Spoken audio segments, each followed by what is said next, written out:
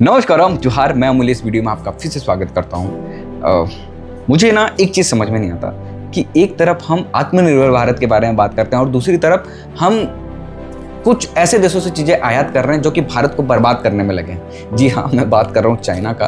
क्या आपको पता है कि जो स्पेशल फर्टिलाइजर जो कि हॉर्टिकल्चर क्रॉप में यूज़ होता है उसके लिए हम कितना % डिपेंडेंट है चाइना पे? सोचिए थोड़ा।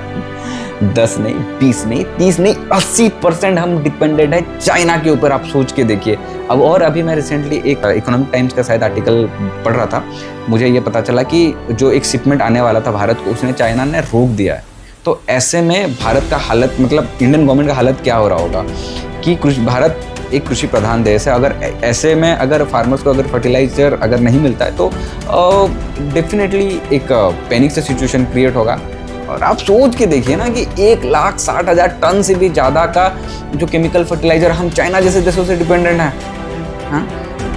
मुझे तो ये लगता है कि हम सोचिए कि टैक्स पेयर के पैसे से हम चाइना को अमीर बना रहे हैं, खुद गरीब हो रहे हैं और उनसे चीज़ें क्या खरीद रहे हैं भाई? जहर।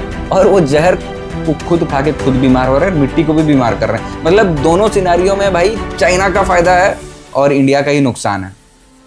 और देखिए कि चलिए आपको नेचुरल फार्मिंग या फिर सस्टेनेबल एग्रीकल्चर के ऊपर भरोसा नहीं है, लेकिन आपको अगर केमिकल फार्मिंग पे भी भरोसा है तो कम से कम उस क्षेत्र में तो हम आत्मनिर्भर बन जाएं। उस जैसे चीज़ों के लिए भी अगर हम चाइना जैसे कंट्री पे अगर डिपेंडेंट रहेंगे तो फिर देश कैसे आगे बढ़ेगा, है ना?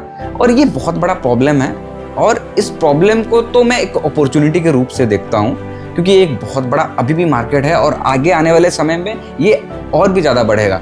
तो अगर हम इस क्षेत्र में एटलीस्ट आत्मनिर्भर बन जाए ना तो बहुत एक बड़ा माइलस्टोन होगा हमारे लिए और नेचुरल फार्मिंग एक क्रूशियल रोल प्ले कर सकता है इस चीज़ के लिए। तो आइए सब मिलके इस क्षेत्र में काम करें और भारत को आत्मनिर्भर बनाने के लिए एक सहयोग करें। नमस्कार, जोहार, जय जगन्नाथ। इस वीडियो को पूरा देखने के लिए बहुत बहुत धन्यवाद। नमस्कार।